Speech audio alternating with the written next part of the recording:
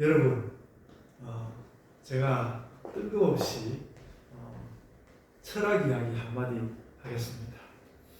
이 비슷한 이야기를 전에도 하기는 했는데 하나도 어렵지는 않고 그냥 알 수 있는 말로 말씀을 드리려고 합니다.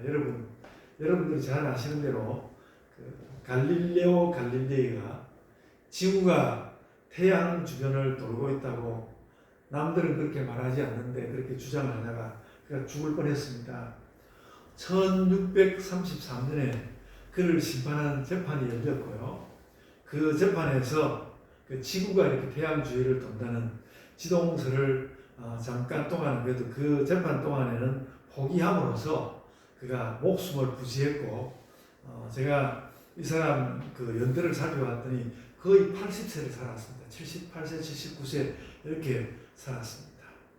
그런데 전에도 제가 그런 말씀을 드렸는데 이 갈릴레오 갈릴레이 이 사람이 아주 못되다 할 정도로 신학자들을 조롱했던 그런 과학자로 알려져 있고, 그래서 그 시대에 실제로 교회에 매우 기분 나쁜 그런 과학자였습니다. 그래서 하여간 이런 사람들을 거치면서 과학이 완전히 신학을 압도하는 시대가 그 17세기에 왔습니다. 이것을 우리가 이끌어서 과학혁명이라 하고요. 말씀드린 대로 17세기의 일이었습니다. 그러나 이 인간이 겪는 모든 경험을 다 말하기에는 과학만으로는 범위가 너무 좁았습니다. 그래서 이 문제를 해결하려고 데카르트, 흉, 칸트 같은 사람이 났을거예요. 그래서 근대에는 신학도 아니고 과학도 아니고 인간 경험이 무엇인지를 규정하는 철학이 그 시대에 주류가 되었습니다. 그래서 그것을 우리가 학리론, 경험론, 비판 철학 이렇게 부릅니다. 하여간 그것이 그렇게 주류가 되었습니다. 세계가 너무 크고 불확실하고 신비할 수도 있어서 온 세계를 다 잘 알 수는 없지만 오히려 인간의 이성이 어떻게 작동하는지를 잘 살펴보면 인간의 이성에 작동하는 것을 보아서 세계도 이렇게 생겼을 것이다. 그렇게 짐작할 수 있다는 것이 근대 철학의 이해였습니다. 그리고 그것은 결국은 세계 속 인간 경험에 대한 말이었습니다. 인간 경험을 모두 다 어떻게 이해할 것이냐 그런 말이었습니다. 그래서 인간의 경험이 철학의 주된 이슈가 된 매우 그 위대한 성과를 거둔 그런 시기였습니다. 이것이 대략 18세기의 일이었고 이런 일련의 과정을 우리가 계몽주의라고 부릅니다. 그래서 과학혁명 먼저 오고 그 다음에 계몽주의라고 우리 그 정도는 알 수 있거든요. 그랬습니다. 그래서 이런 흐름 속에서 볼 때 제가 이제 이 이야기를 왜 길게 이렇게 이야기를 했는가 하면 성경 이해를 이야기하려고 하는데 이런 긴 17세기와 18세기의 그 어떤 과학과 철학의 발전 그런 흐름 속에서 볼 때에 성경을 이해한다는 것도 성경을 이해하는 것도 결코 늘 낡은 그 시대의 어떤 낡은 시대의 이야기를 혹은 중세에 혹은 또 예수님 사는 그 옛날에 그 시대의 사고만 하는 것이 아니라 이제 새로 읽혀야 하는 인간 경험의 체계를 다시 보여주고자 하는 작업이었습니다. 성경의 이해는 늘 그 시대의 인간의 경험 이것을 어떻게 또 잘 이야기해 줄까 그런 작업이라는 것을 우리는 알아야 합니다. 그래서 성경을 이야기한다고 해서 교회에서 결코 쾌쾌한 이야기를 하는 것은 아닙니다. 오늘 새벽에도 보니까 또 김장환 목사나 이영훈 목사나 이런 사람들이 그 특검에 하나도 그 조력을 안 해가지고 도무지 밝히려고 하는 뭘 밝혀낼 수 없다고 이런 거 보는데요. 근데 김장환 목사는 굉장히 캐캐 묵은 사람이어도 모든 목사들이 이렇게 캐캐 묵은 것은 아닙니다. 그렇습니다. 이런 이야기 안 해도 되는데 답답해가지고 그래서 여러분, 과학은 언제나 가장 강력하고 이제 그렇게 흘러가는 세상 가운데 가장 강력하고, 과학은 늘 치명적이죠. 과학은 치명적입니다. 치명적이었지만, 근데 그래도 야간 과학은 늘 아주 좁은 자리에 서 있는 편이었고, 사람들은 그 과학을 포함한 여러 학문을 통해서 늘 자신의 삶에 대해서 이야기하려고 했고, 그것이 바로 경험의 이해인데요. 기독교인들은 근데 그런 경험 이해를 성경 안에서 시도한다는 것이죠. 성경 안에서 시도한다. 그래서 보기에 따라서는 과학을 이야기하고 경험을 이야기하고 또 성경을 이해하고 하는 것이 보기에 따라서는 얼마 안 되는 약간의 차이일 수도 있습니다. 그래서 그런 과학과 철학과 성경 이해에 각각 다른 시선을 이렇게 염두에 두고 보면요, 성경이라는 책은 원래 하나님과 함께하는 세계 경험을 말하는 책이었습니다. 그러니까 여러분, 예수님 당시에 예수님이 하시는 말씀은요, 과학적으로도 경험적으로도 가장 앞선 말씀이었습니다. 사실 세월이 흘러와서 요즘은 변했지만 그렇습니다. 성경은 원래부터 하나님과 함께하는 세계 경험을 말하는 책입니다. 그리하여서 하나님과 함께하는, 그래서 그 하나님과 함께하는 세계 경험에 대한 지식, 그것을 우리가 무엇이라고 부르냐 하면 그걸 우리가 믿음이라고 부릅니다. 믿음을 말할 수 있는 여러 가지 방향이 있는데, 이런 것을 믿음이라고 말하는 것입니다. 하나님과 함께하는 세계 경험에 대한 이해, 그것을 우리가 믿음이라고 말하는 것이죠.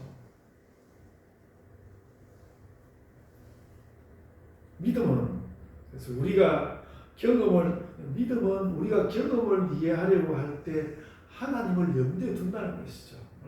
우리 많은 경험인데 그걸 막 이해하려고 했을 때, 성경에서는 뭐라고 말씀하셨나, 성경과 과학을 어떻게 또 부딪히나, 이런 생각하면서 성경을 염두에 두는 그런 마음이 믿음이 있는 마음이라는 것이죠.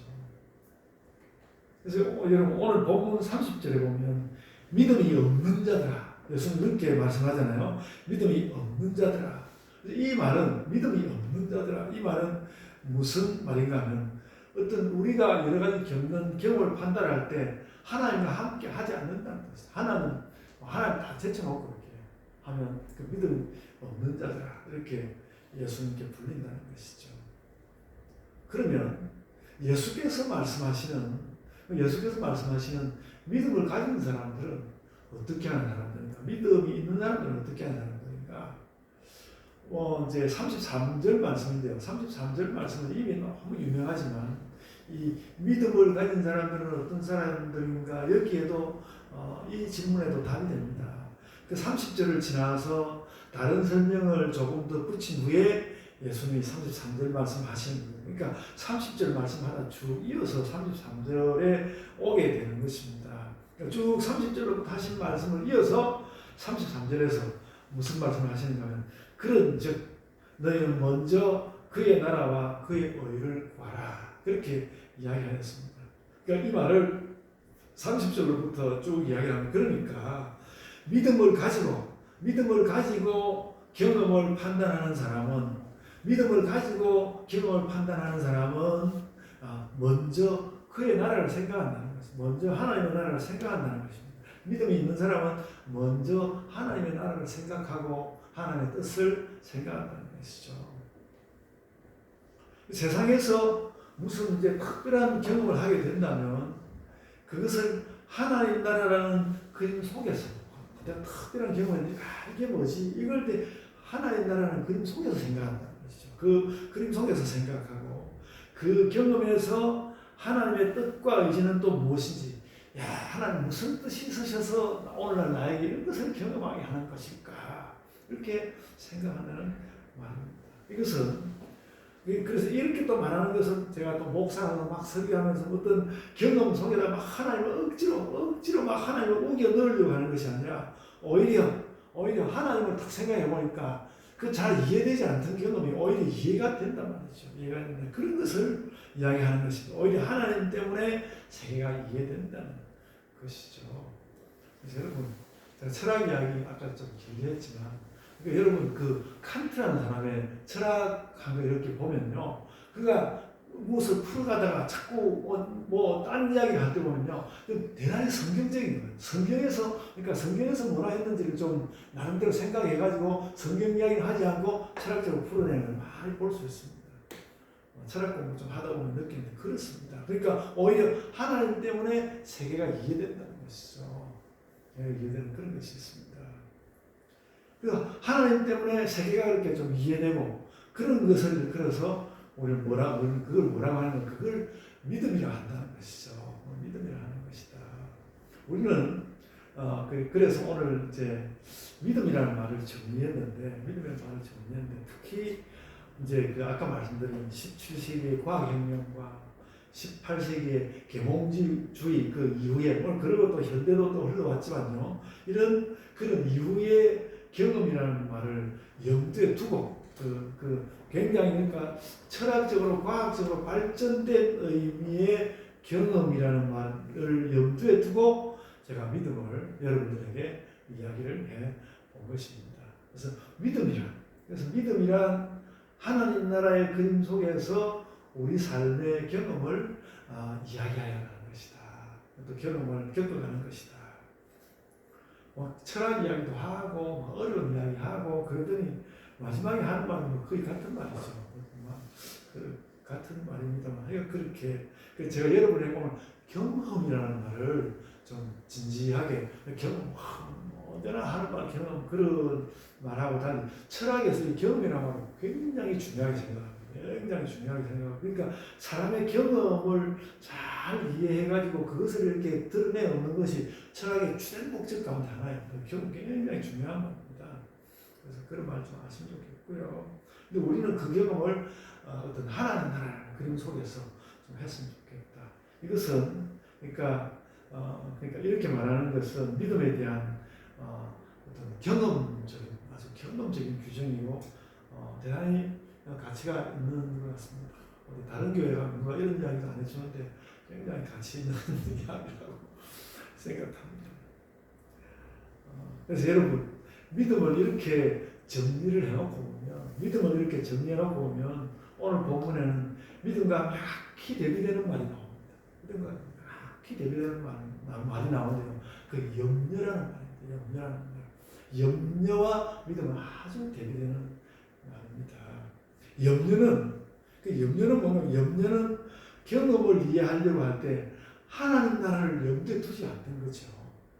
뭔가 다 자기에게 다가오는 어떤 일을 막 이해하려고 할 때에 막 염려를 하면서 하나님 나라를 염두에 두지 않는다는 것입니다. 염려를 하는 걸 보면 이제 어려운 일이 닥쳐온 것일 텐데 그렇다는 것입니다. 본문에는 이 염려한다는 말이 많이 나옵니다. 오늘 본문에 염려라는 말이 많이 나오는데요. 그냥 많은 뿐만 아니라 오늘 본문 전체에 쫙 깔려 있습니다. 오늘 25절부터 읽었는데 25절에도 이 염려라는 말이 나오고요. 27절에 또 나오고 28절에도 또 나오고요. 31절에 나오고 6장이 끝나는 34절에 또 나옵니다. 염려라는 말이 자꾸 나옵니다. 오늘 본문은 원래 하나님의 나라, 하나님의 뜻, 믿음 이런 것을 이제 이야기하려고 하는데요. 근데 그 반대편에 그런 좋은 우리가 신장으로 가진 좋은 것에 믿음의 반대라고 하면 하여간 그런 이 좋은 어떤 하나님의 나라 이런 것을 말하는 반대편에 있는 것이 염려라는 것이죠. 그게 염려다. 우리 권사님이 기도하시면서 염려한다고 기도하셨는데 참 염려 그렇죠.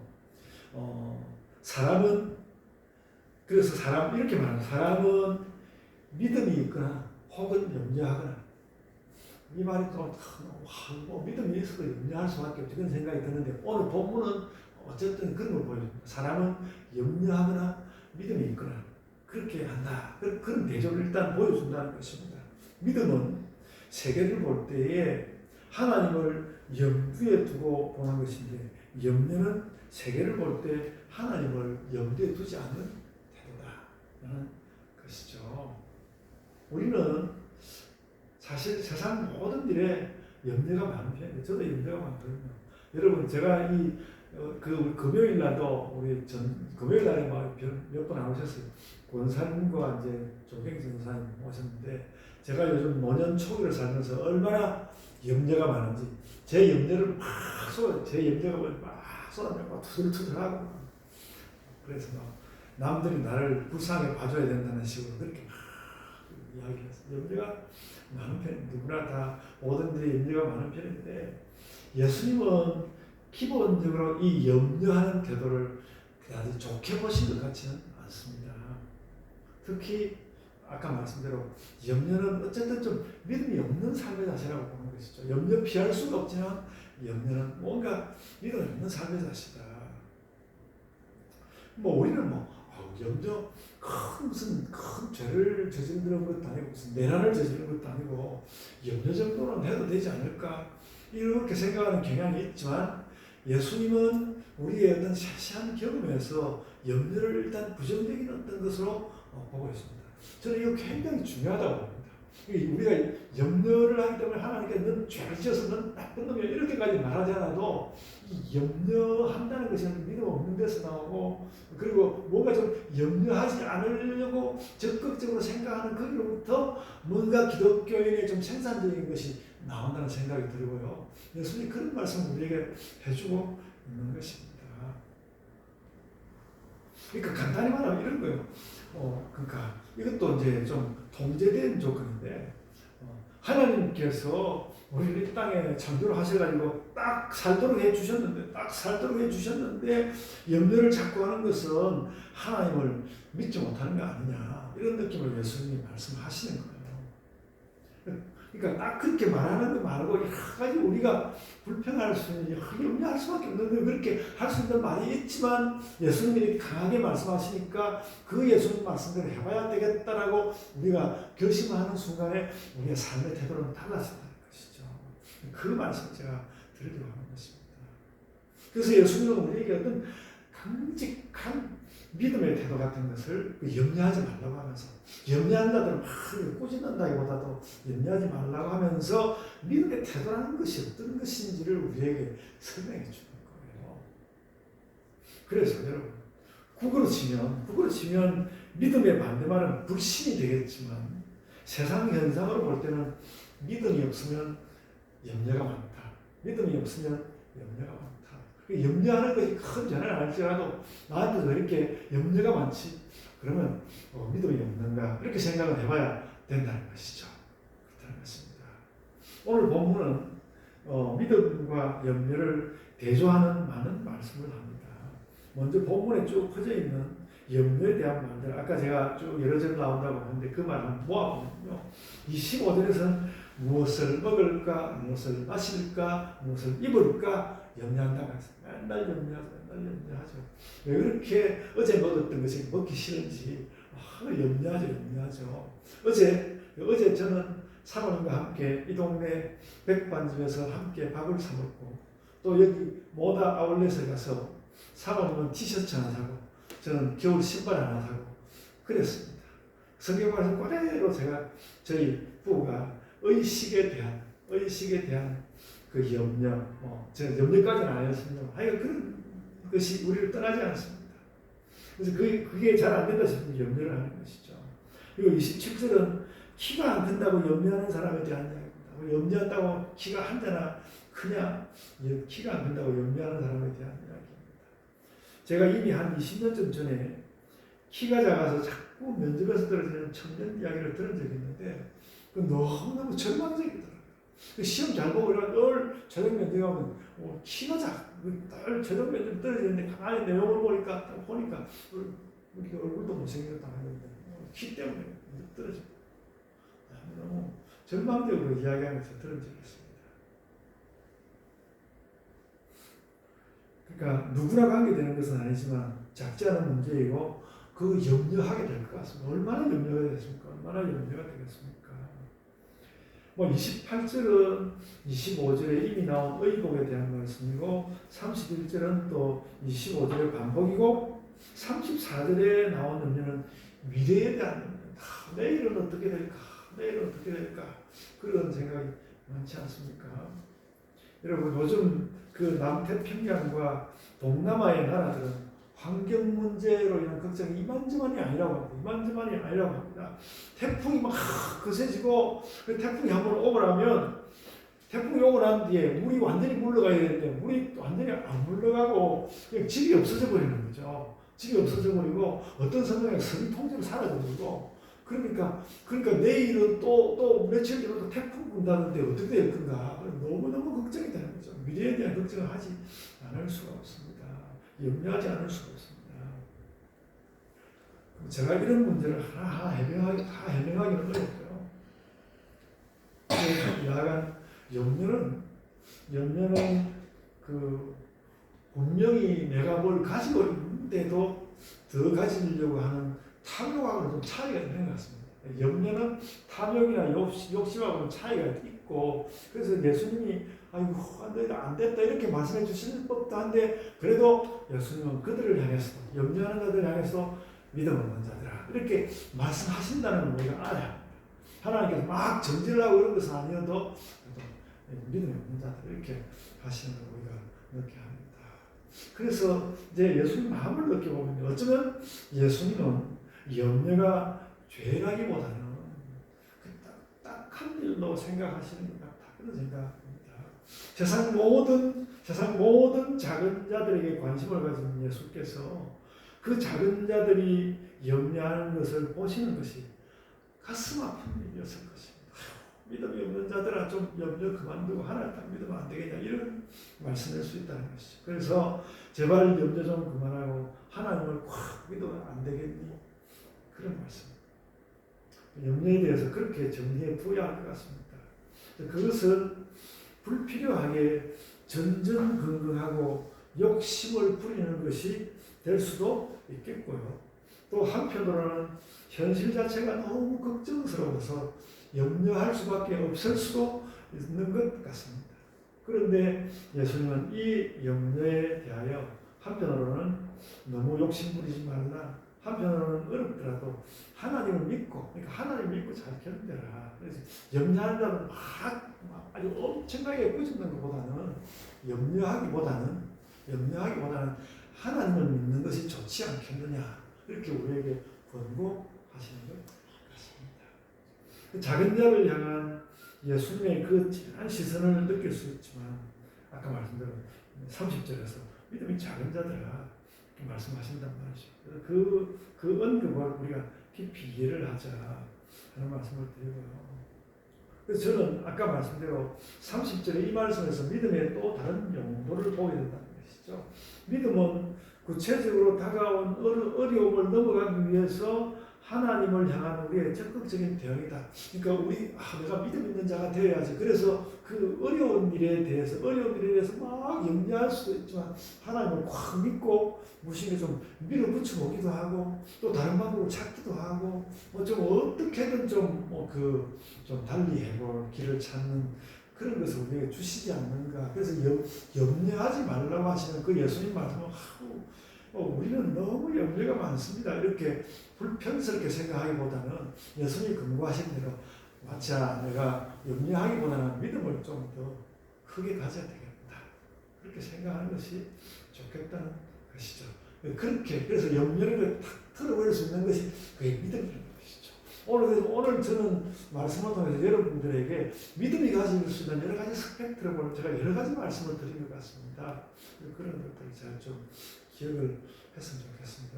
염려를 정지한다기보다는 염려를 탁 털어버릴 수 있는 것이 우리에게 있는데 그게 믿음이다. 하나님을 확 믿는 것이다. 그래서 이제 염려 이야기에서 자동적으로 이제 믿음 이야기가 들어왔는데요. 믿음은 염려되는 일에서 하나님께 시선을 돌리고 방법을 찾는 태도다. 믿음에 대해서 그런 정리가 된다는 것이죠. 염려되는 일에 막 시선이 확 사로잡혀 있는 것이 아니라 염려되는 일에서 하나님께로 시선을 돌리고 어떤 방법을 찾는 태도다. 그렇게 말할 수 있겠습니다. 그렇게 믿음을 이해하고 나니까 먼저 그의 나라와 그의 의를 구하라는 말을 좀 더 잘 이해하셨을 것 같습니다. 그러니까 염려를 이기는 그런 자세를 갖고 오면 그러니까 우리는 왜 먼저 그 나라, 그러니까 세상의 여러 가지 것들을 먼저 보면 자꾸 염려할 일들 만드세요. 자꾸 염려할 일들 다가오는데 먼저 하나님께 시선을 보내면 그 염려를 이길 수 있는 힘이 우리에게 올 거라는 것이죠. 그러니까 먼저 그의 나라와 그의 의를 구하지 않으면 우리에게 무슨 일이 일어나는가? 염려가 일어난다는 것이죠. 하나님 나라를 먼저 생각하면 염려를 넘어간다. 물론 그 염려를 넘어갈 수 있는 길이 얼마나 쉽게 열리는지 그건 잘 모르겠습니다만 하여간 그 30절에서 먼저라는 말은 이 먼저라는 이 말은 무엇보다 먼저를 말하는가 하면 염려보다 먼저 하나님을 보라는 그런 말씀이라고 생각이 됩니다. 그리고 염려보다 먼저 하나님 나라를 생각하는 것이 우리의 믿음일 것이다. 염려보다 먼저 하나님 나라를 생각하자. 이제 여기까지 또 이제 도달이 되니까 저는 오늘 본문의 뜻은 다 해석이 된 거로 보이고 오늘 본문이 제가 지난번에 이제 그 산상공 전체를 이야기하면서 이 부분의 내용은 좀 빠진 것 같은 느낌이 들어서 다시 또 설교도 하고 또 추수감사절에게 또 해당이 되는 것 같고 그래서 오늘 이 말씀을 드리는데요. 그렇습니다. 여러분 사실 그런데 제가 이렇게 염려보다는 믿음을 가지라 이렇게 이야기했지만 산다는 것은 다 염려로 가득하지 않습니까? 그러니까 우리 이렇게 생각할 수 있어요. 그러니까 산다는 것은 염려로 가득한데 염려보다도 하나님 나라를 먼저 생각하는 것이 믿음이라면 그렇게 생각해 보면 우리는 삶의 모든 자리에 믿음을 가지고 나아갈 수 있는 것이죠.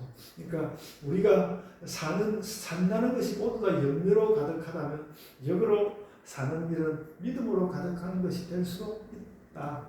이렇게 말할 수 있을 것 같습니다.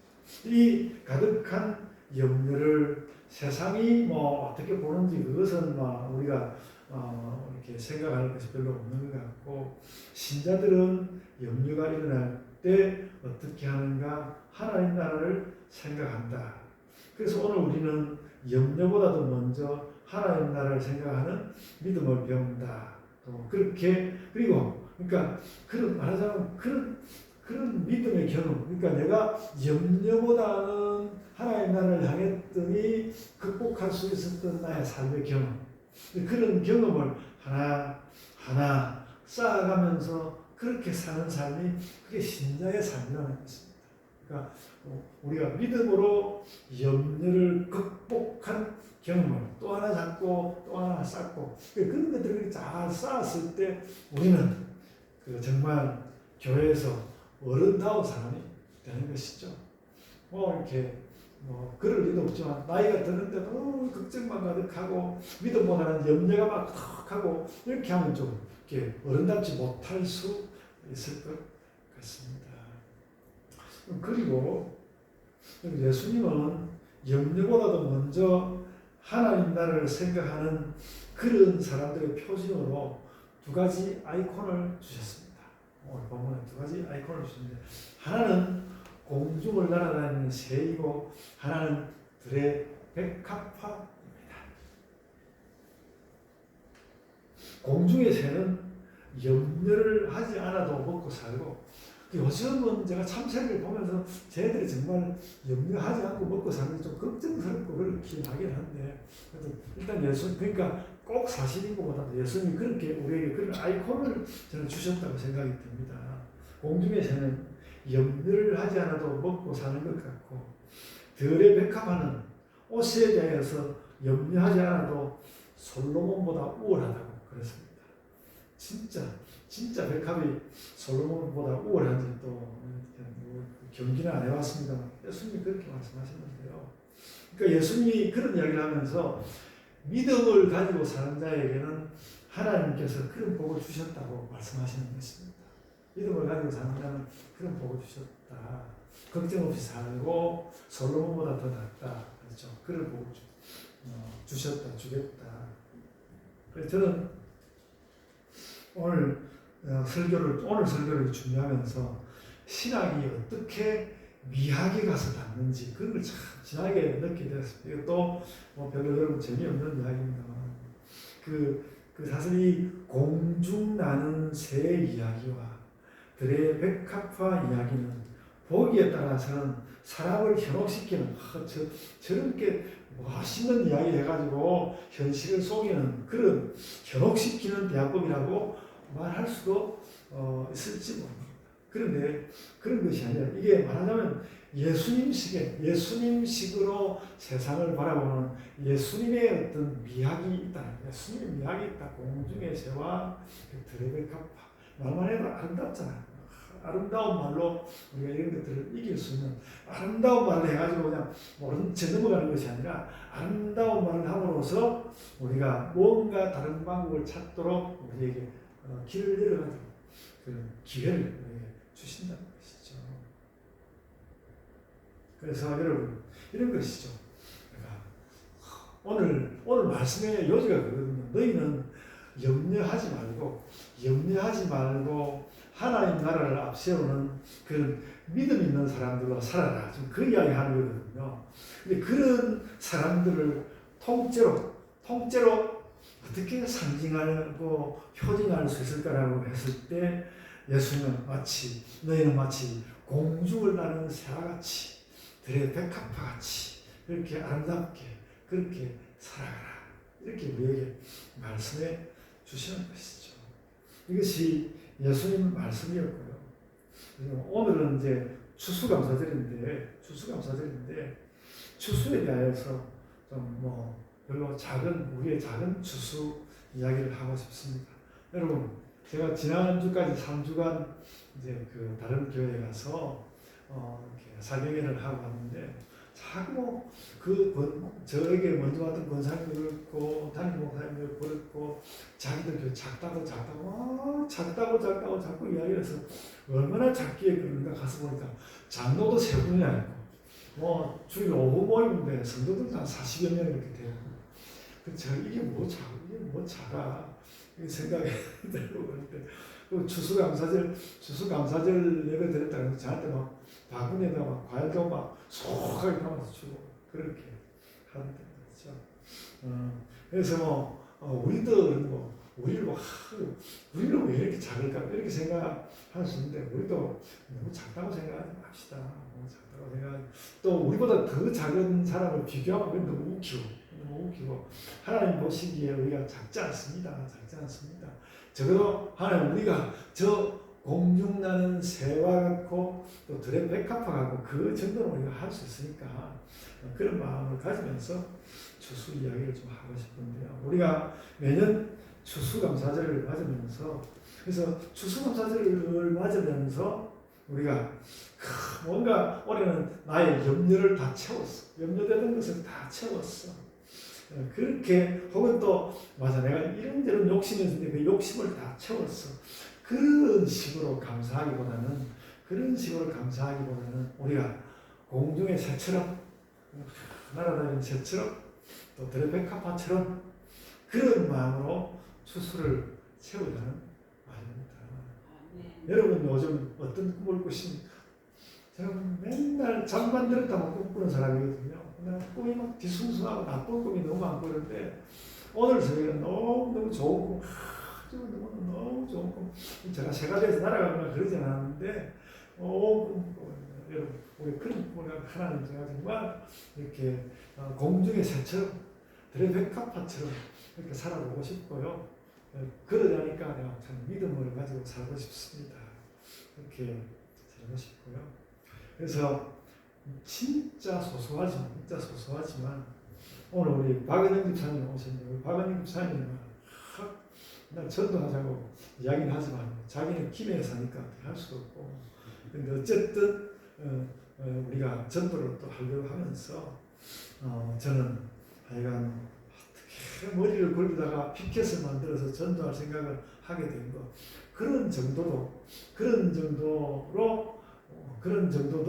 우리의 스스로 여기면서 우리가 공중의 새처럼 자유롭게 참 들의 백합화처럼 아담하게 그렇게 우리 올해 2025년에 추수감사절을 그렇게 뭔가 좀 가벼운 마음으로 뭔가 좀 그 드레베카파처럼 그렇게 좀 아담한 모습으로 그렇게 추수감사절을 맞이합시다.